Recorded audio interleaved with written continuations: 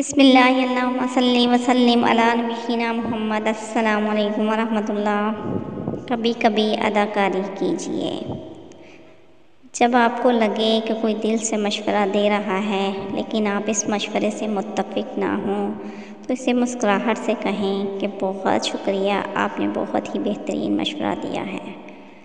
Number 2, जब आपकी वालदा या बीवी आपके लिए कोई स्पेशल खाना बनाए लेकिन आपको इतनी भूख ना हो या फिर आपको वो बदमज़ा लग रहा हो लेकिन फिर भी कहें आज तो खाने का मज़ा आ गया।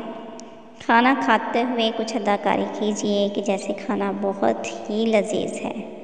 नंबर 3, जब कोई बच्चा अपनी परफॉर्मेंस या रिजल्ट दिखाए और आपको महसूस हो कि ये मार्क्स इतने ज़्यादा नहीं हैं लेकिन फिर भी आप कहें वाह आपने तो कमाल कर दिया है, इस पर तो आपको इनाम मिलना चाहिए।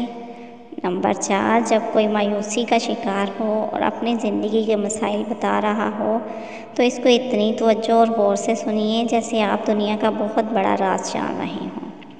नंबर 5, जब कोई फैमिली मेम्बर या दोस्त रिश्तेदार कुछ रोज़ परेशान और अकेला अकेला नज़र आए तो इसके पास कोई तोहफ़ा ले जाएं और कहें ये तोहफ़ा स्पेशल आपके लिए लेकर आया हूँ, और फिर कुछ वक्त मुकम्मल फोकस होकर इसके साथ गुजारिए।